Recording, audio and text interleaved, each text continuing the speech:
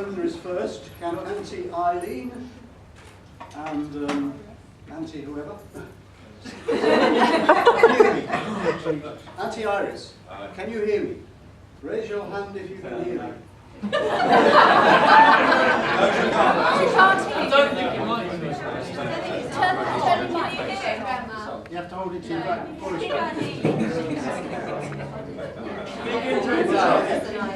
Write it. Auntie Eileen and Auntie Iris, raise your hand if you can hear me.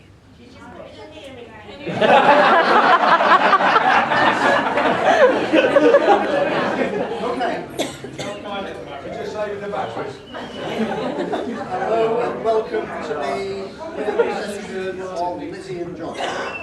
We were especially pleased that so many of you could turn up.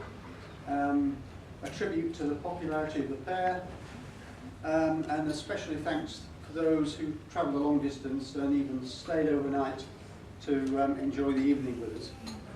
A special thanks to Sally and Barry and some others who were instrumental in finishing off the wedding service.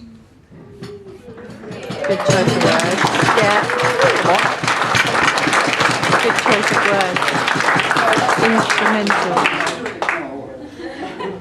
Now, I first met Lizzie in the delivery room of the hospital. She just elbowed her twin brother out of the way and was given to me to hold. How placid she was in those days.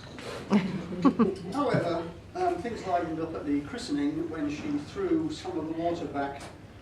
I think she wanted Zimbental. At school, she received a certificate of good conduct and cheerfulness. At least she's still cheerful.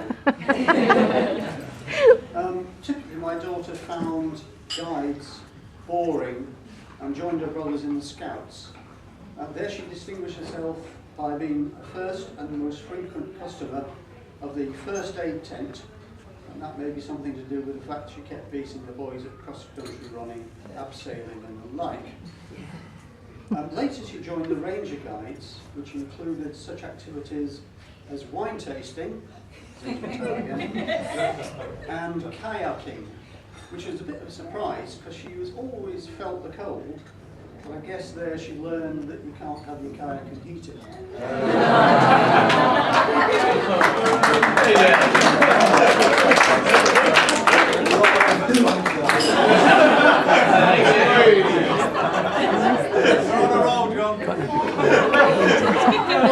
Then she went on to Derby University, so things were quiet for a while, where she did a degree in travel and tourism. And she's still one of the few people I know who actually uses her degree subject in her work. Doesn't she, Carol? Yes, she does. Now, what can I say about Johnny?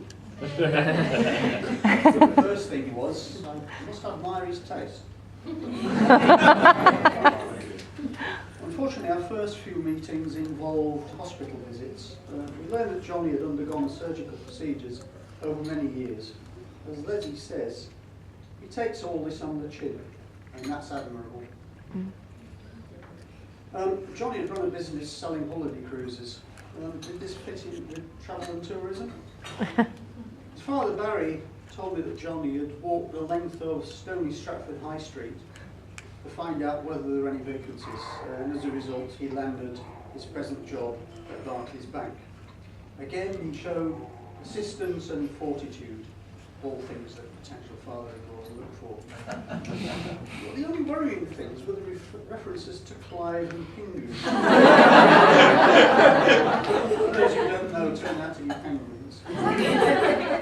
And Clive used to say hello over the phone.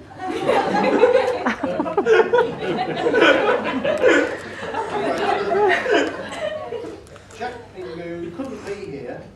Apparently he's gone to visit his aunt Arctic. So,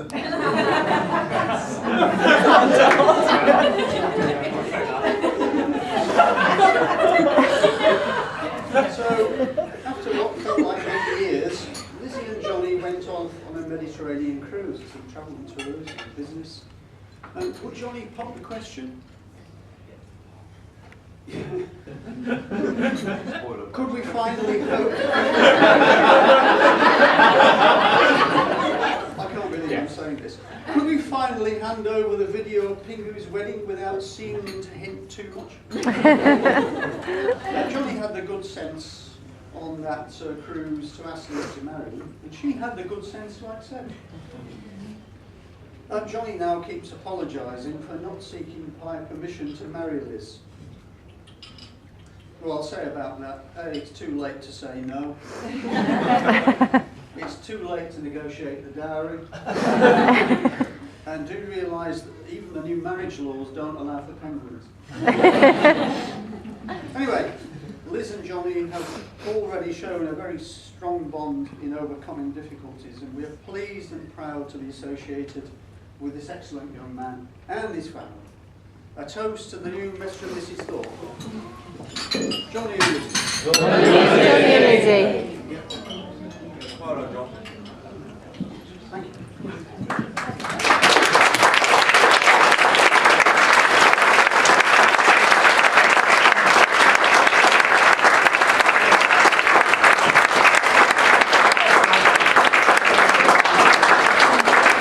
Ladies and gentlemen, our groom Jonathan would like to say a few words. Let's give him a round of applause.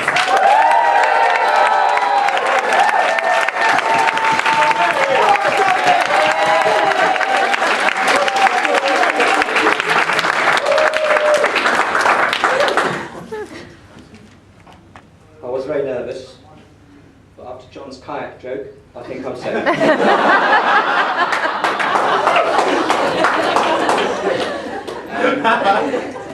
Last night, in bed, I was actually sharing a room with my mum and dad. It was their anniversary, so I was up a lot. No self-control. And I was thinking about the wedding. Well, I wasn't thinking about the wedding, actually. I was thinking about this speech. It was never a worry to me about getting married to Lizzie. That's something I wanted to do for ages. The worry was this speech. I'm very nervous, so please be patient with me. Please laugh at my jokes. You've done well so far. Keep it up. Right. Skip that one. That one there's not very good. Right. My job is to say thanks. So there are a lot of people to thank. So it might take a while. I actually want to start with all you guys here for coming, because it really wouldn't have been the same day without you. In fact, it's fair to say you're the most important people here. So other than myself and Lizzie. Actually, the bridesmaids as well, and well, best man obviously. Actually, you're not as important as the ushers either, thinking about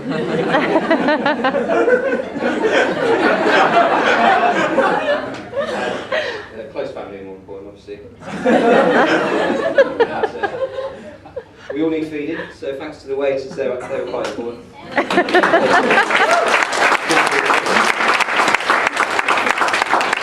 But apart from those people, you're definitely the most important today. And I actually want to move on to something I briefly said there, to thank the staff here, especially our wedding coordinator Sharon over there, and Andre, who's helped out today as well. I think they've been fantastic.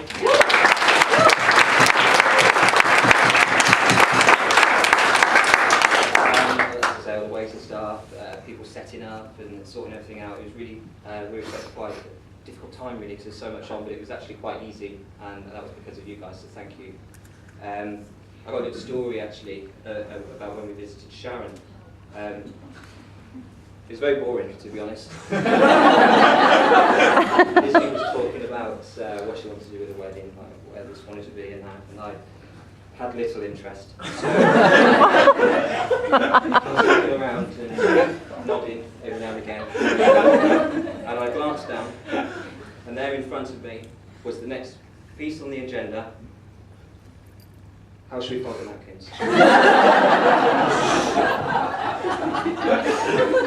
I have to say, true story, it's without doubt the favourite part of this day. Thank you very much. Now I want to thank Andrew, who's actually not here, who is our pianist today. Exceptional pianist. I think he made a huge difference. We just said we want this song, this song, this song. played it exceptional. So thank him, and also thank the band, who pretty much the only thing I was responsible for. Thanks for getting me out of that. Especially Tom, actually, because he arranged the music for us, and they spent a lot of time on that.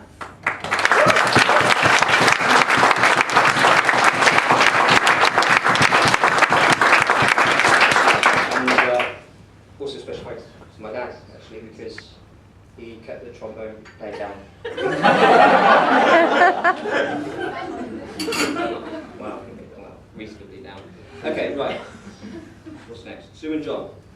Oh, wait, hang on. This is okay, right. We want to thank Sue and John not just for the cash. Well,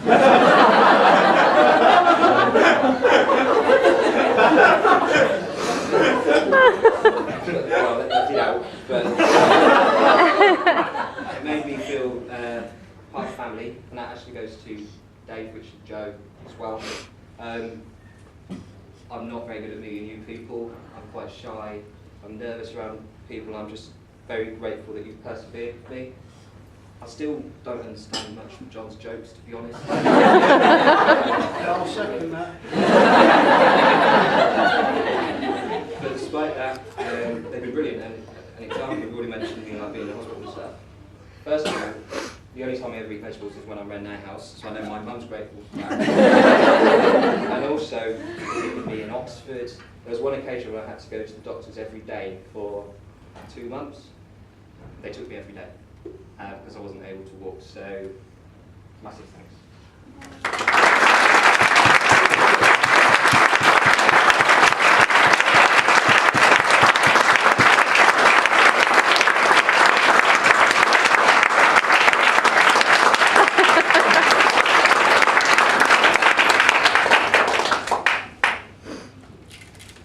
Washing machine. You essentially paid for that, so.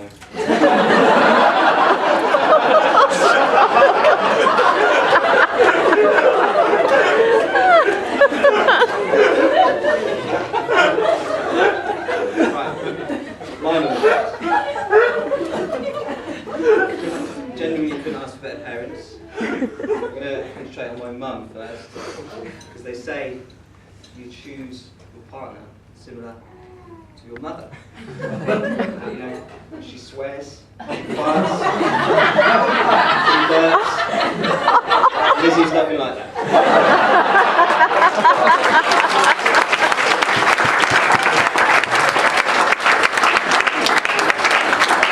These guys actually are never good visitors. When I was in Oxford, every day they must travel thousands of miles. It's Oxford Swindon. Don't think it's a huge amount. When you're doing it every day for months on end, it absolutely is. I know it made them essentially ill. There was one occasion when the doctor came in and asked me to get off the patient's bed when my mum was saying. They literally, my mum would be in there in the morning, my dad would come in, my mum would leave, they never saw each other. And that's, you could say, you know, the parents, they do that, but they don't. It's beyond what you needed to do. So thank you very much. I think I could genuinely say I wouldn't be here without you. No,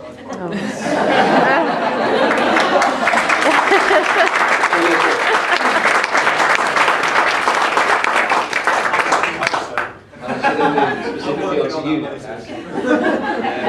With my dad, when I went to university, there was obviously lots of temptations and that sort of thing, so I didn't know what, I'm a kid, I don't know what's right or wrong. So I genuinely said in my head, if I think Dad would do this, then yes, fine. If Dad wouldn't do it, it's not fine. I didn't use a mum because I'd never do anything. And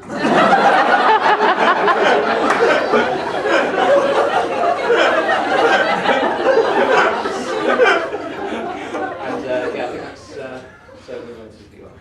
So, right, okay, what's next? Okay, I need to almost apologise for this next one because it had to be read. I wrote this weeks ago, long before I knew anything about today. In fact, I'm actually going to read this one out. Weeks ago. Don't the bridesmaids look lovely?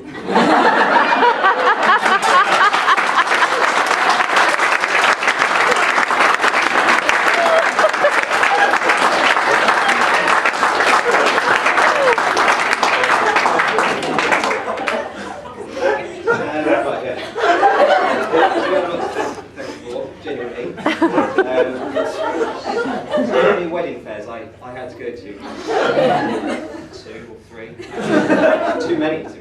And these guys, they sometimes took my place and went with Lizzie. I know they had to have a lot today.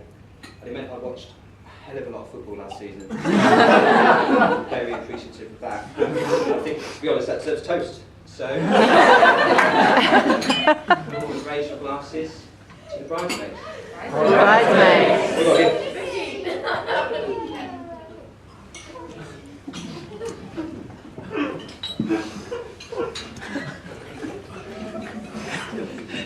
got him.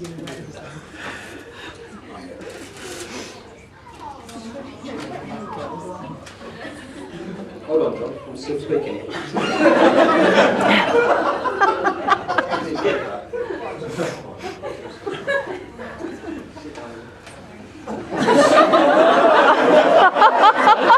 Sit down, Lizzie. Okay, Ushers, right. Take them one by one. Russell.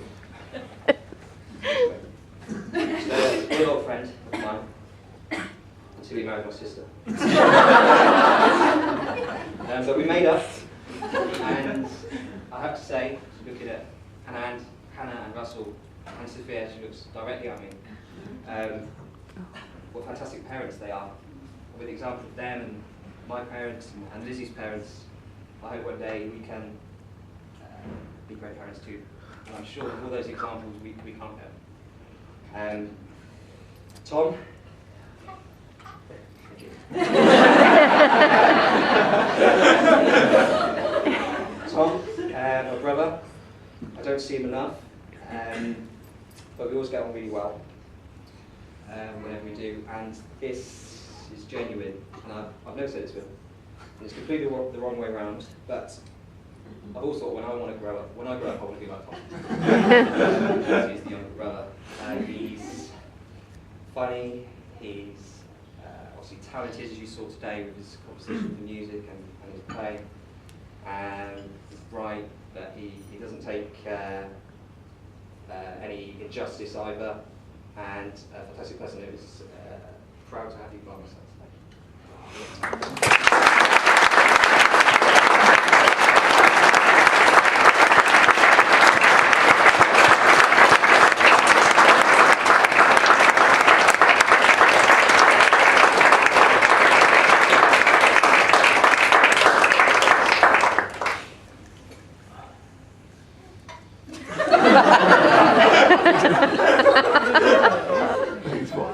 Right, you need to sit down because I'm about to talk about it. Right. Biggest thanks has to go to Lizzie, not just for marrying me, but the effort she's put in today. It has mainly come from her. I've done nothing. I picked the cake, and in fact, I'm just going to go off my card for a second. I did some research on cake. It was literally the only high-profile job I was given. Similar to a wedding dress, really. The reason you have a white cake is because of the angelic features of the bride. As you can see, I've got a cream one.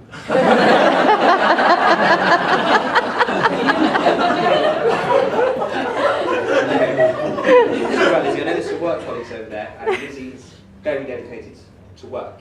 When she's at work, she's at work. When she's at home, she's thinking about work. But that's one of the things I love about her, because that dedication is a dedication to me, really, and I know often I don't deserve it. When we're at work, I'll ring her every now and again and talk to her if I'm bored, which I can. She never does that to me because she is at work. But once I was in a meeting with my manager, I got a text, said, "Call me ASAP." I said, "Jane, manager, Lizzie just texted me. I think someone died." It never happens. She goes, "Yeah, I know. Right, go and sit down. Take time. Don't worry about the meeting. We'll sort it out later." So I give her a ring. She goes, "Hi, Lizzie, what's next? How can I help?"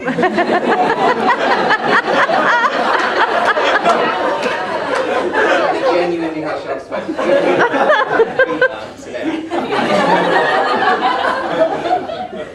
Hang on a minute. She sounds a bit cheery. What's going on here?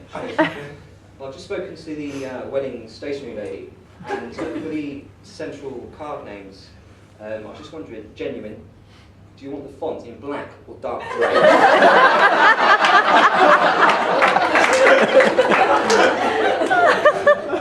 I told her where to go. obviously she went for black. I wish I'd taken it. Right, this is the bit where I like to wax lyrical and say how much I love Lizzie and all of that. And I do, don't get me wrong, but...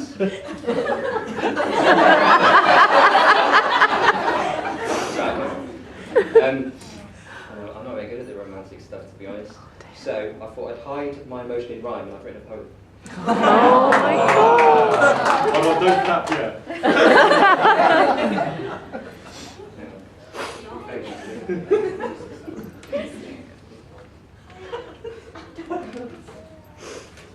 Right. Let's say it to you. When you walked in through the door, and indeed my life, I never thought this was the girl who would become my wife. But as I got to know you, both the good and bad, I knew at once I loved you. Pav thought I was mad.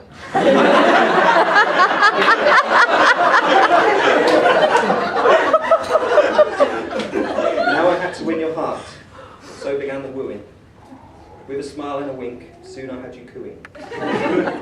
Then I had to introduce you to Clive and Ping, and of course the euphonium parts I would often sing. Still, despite all my quirks, which I thought you won't stand, you simply took a great big breath, then you held my hand. Through my many trips to Oxford to see my favourite nurse, I often thought to fall for me must be some kind of curse. And I've been trying to clip like that. But you just kept on fighting, and you always seemed so strong. I knew you had to be my wife. There was no way I was wrong. So off we go cruising. A surprise I had for you. A ring was in my carry case. I hoped you never knew. At the island of Santorini was where I asked for your hand. I didn't have a box of doves or a marching band. All I had was helmet hair after our quad ride.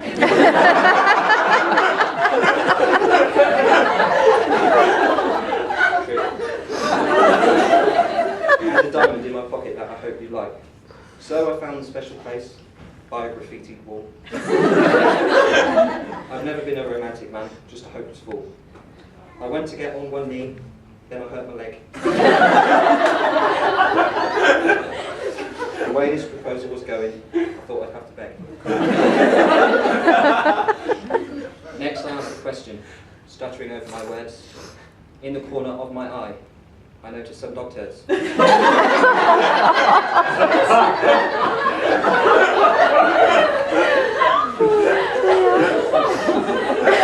why I'm crying now, 'cause this is emotional for me. Despite finding the worst parts of a beautiful place, I knew when I asked you by the expression on your face that your answer was authentic, you said it from the heart, that you would never leave me till death do us part. So as I stand before you, seeing the rainbow to my storm, my hope, my inspiration in angelic form, I promise as these people witness what I say, that my adoration is not just for today. Some days will be tricky, some will be great fun. If I ever make you mad, please don't ever run. But whatever happens in our lives ahead, one thing on this special day simply must be said. When you're ever happy, or if you need my care, I will stand beside you. I promise I'll be there. We are now united, not in a Manchester way. From Monday through to Sunday, and through night on today. Whatever has today begun, I could not ask for more. I'm just glad all those years ago, you walked on through my door.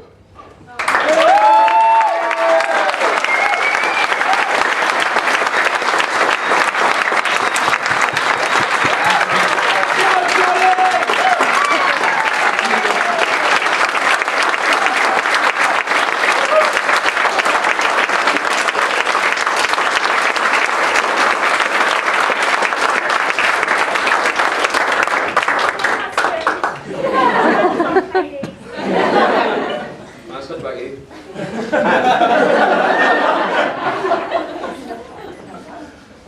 Those you went to school with, all those of you from Leicester will know Pav. First of all, we've got a great stag do, so everyone that went for free. It's tricky for him again because of health issues. It wasn't like a standard stag do, and him and indeed all the guys really accommodated that for me, and I really appreciate it. I know, having organised a couple of them in the past, what a pain they are to do. So thank you very much, Pav. And I know what you're thinking. I haven't just picked Pav because we're an equal opportunities wedding.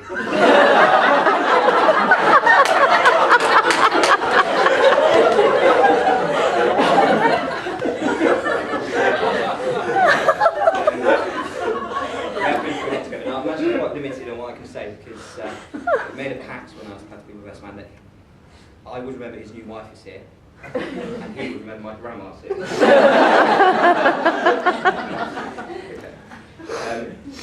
I know Pat's got a few stories, sticky beef, car crashes, it's all coming out.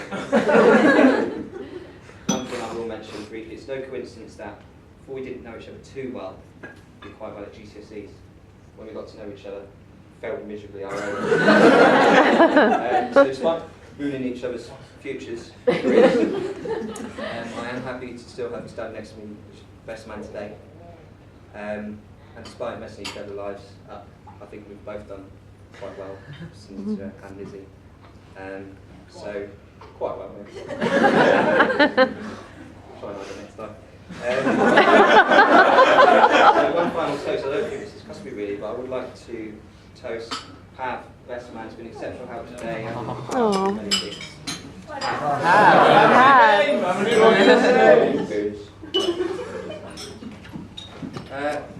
Oh yeah. That's it really anyway, so I'm now going to pass you on to Harry. I believe he's going to do a little speech himself. Thank you.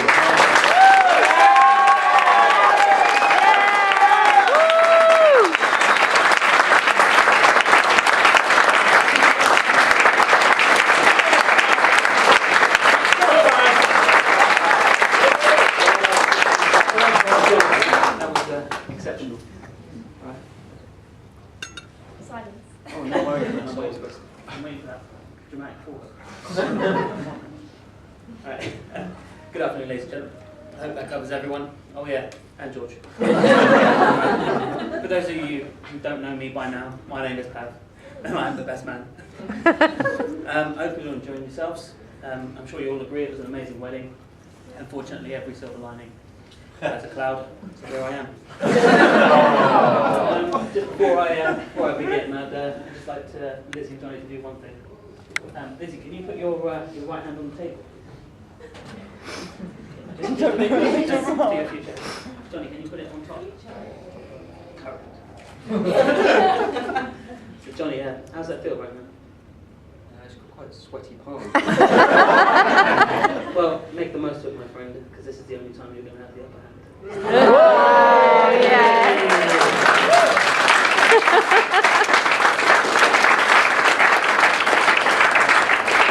Being asked to be best man is about 5 minutes of glowing pride and being truly honoured that Johnny asked me, followed by an eternity of panic and misery. Lizzie, I'm sure you had a similar experience when Johnny asked you to be his wife.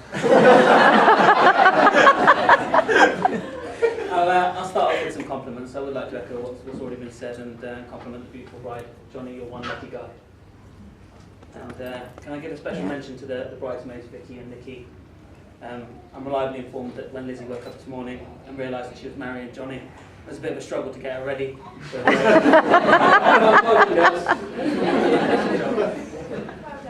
let's not forget the ushers for the day, Tom and Russell. I know that they've both been especially worried that they might not be up to their task. However, after weeks of training and a bout of repetitive strain injury, I'm sure you all agree they've excelled themselves at pointing the chairs.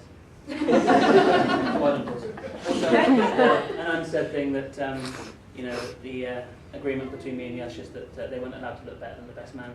I'm glad to see that you've kept it. Before I continue, I'd like to say that in my significantly younger days, I spent a lot of time in the company of the groom. He had as much part in developing my sense of humour as anyone, so although I've tried to make the speech funny, if it's not, please blame him. Johnny has the pleasure of knowing me and quite a few others here today from school. And I must say the pleasure's been all his. I would like to say that we were a good influence on each other, but that clearly would be a lie. And as Johnny's already said, it was rather interesting growing up. But However, I would reliably confirm that I've had an integral part in Johnny's education, and as I'll pretty much demonstrate. This has ranged from understanding and grappling with those big questions in life, such as can a frozen apple pie stay on a car roof whilst travelling at 30 as Johnny mentioned earlier, the answer is no. That being said, Johnny, I'm sure it had as much to do with the fact that it was the cheapest apple pie that we could find from Tesco, and it looked more like a frisbee. So I think the beginning of and the end of our education, when we both decided, and we both ended up in the same classes at college. Maths mainly consisted of us bunking off to watch whatever new film was at the cinema, and we ensured we got our money's worth on our monthly membership at Cineworld. I know what you were thinking. We did the economies of scale. Yeah, we weren't going to get scammed out of that. Right. We even took this further, and we encouraged others to join us. One such guy was a guy called Danny, who was in our maths class. He was on his way to being a doctor. Unfortunately, he met me and Johnny. I can reliably confirm he's been pretty well in therapy at the moment. Very able to attend today. I think if I was going to pinpoint the exact moment that we both decided college wasn't for us, it was pretty much as soon as I learned to drive. For all of those of you who don't know, I was the first out of our group to learn to drive, and I would spend a fair amount of time just driving around Swindon and the surrounding areas. As the first, I felt a responsibility to show others to be responsible and what the result is of being reckless. I used to have a little red mini Metro, and one night we all decided to go for a drive to Barbary Castle. Johnny was in the passenger seat. Sean and Johnson, Sean is just over there. He's been passing himself off as George all day. Very good, don't know? Yeah. And Johnson just over there, isn't that? Was he you were there as well, weren't you? I was, yeah. It's an amazing experience. I can't recall who decided it, but we see how long it took my little red Metro to reach 60 miles an hour. Never did. Never will. Johnny watched the speedometer, and Sean was keeping an eye on the time, and we were off. We all watched the speedometer reach 40, 50, then bang. Yeah. And I've come to think of it, Johnson, where were you? Shouldn't you be looking at the road? I was out the window. Yeah. Yeah, you're right. We went straight through a wooden fence. And what were the last words that were uttered before we went through that fence, Johnny? It's not straight, meaning. Yes, the road is not straight. So that day, not only did we all learn that the Metro with 4 blokes in can't reach 60 miles an hour, but should you ever go down that road, yes, it isn't straight. Following the crash, we got a little bit more perspective, and we drive a little closer to home, often heading down to the Hungry Horse to grapple our minds with the pub quiz. Johnny, you're always on form to ask the serious questions in life, such as how many members of S-Cup Juniors are there? Who played the lead female role in Enchanted? I can recall not so many years ago when Johnny first told me about Lizzie. He called me to say that this beautiful girl had moved into the house. Sorry. His exact words were that the new girl had moved in and she was like a dream wrapped up in a rainbow.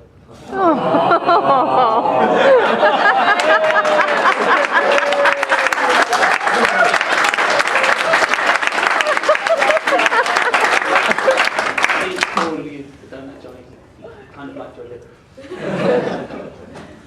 Me and Johnny were always kind of in opposites. I mean, whilst I was blasting, hip-hop out of my car radio, and yes guys, despite the car crash, the radio still worked. Johnny would be singing his heart out to S-Cup Juniors, Busted, Disney Princess album. And whilst Johnny would never really eat anything that had the remotest amount of pepper or spice, I'd always be up for anything from sticky chili beef. Come to think of it, I don't actually know why we were friends at the time. But I would like to say it's not all doom and gloom. We were forward thinkers at college, and me and Johnny made a pact that in the event that neither of us were married and settled down by the time we were 30, that we would put all our money together and buy a bar in an island in the Caribbean, living the life, living the dream. I guess it's a bit too late for that now. or is it, Johnny? On a more serious note, I would like to say that Johnny is just a top bloke. There aren't many guys out there who are as generous, kind and considerate as him in the world. Even on his stag, very discreetly paying for everyone's lunch whilst nobody was looking. So what I'm really saying, Lizzie, is I guess you're a lucky girl as well. I'd like to thank both sets of parents, Sally and Barry and John and Sue, who have shown great support and happy couple in the build-up to the special day. I'm sure that Johnny and Lizzie will agree, and they played a pivotal role in this momentous occasion. Johnny, you've been a great friend to me, and we've had some great times together, and I'm sure we'll have many more in the future, and it's been an honour to be your best man today. Having known Johnny for many years, I'd like to say that I know him better than most. I can honestly say I've never seen him happier or sadder. I'm also pleased that he found such a wonderful person that he can spend the rest of his life with. You'll be happy to know we're coming to the end of my speech. I can tell that everyone's having a great time, and that this is mainly down to the weeks and months and almost years of planning. And they've done an incredible job, and made it such a special day. I'd like to end with a rather poignant quote for all you romantics out there, George. Marriage is not about finding a person you can live with, it's about finding a person you can't live without. Johnny has definitely found that person. So it gives me immense pleasure to invite you all to stand once more, raise your glass. Yeah, to love, laughter, and happy ever after. Mr. and Mrs. Thorpe.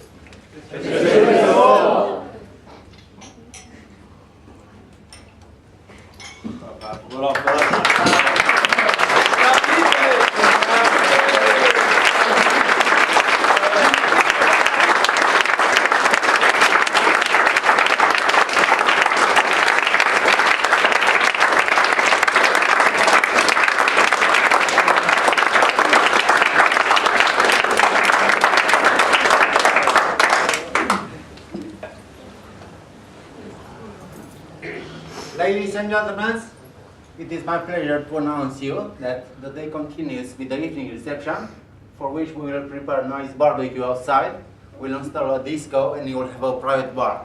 But for this, I will kindly ask you to make your way into the main bar and the courtyard for 1 hour, so we can turn around the room, and I will call you back as soon as we are done. Thank you very much. Thank you.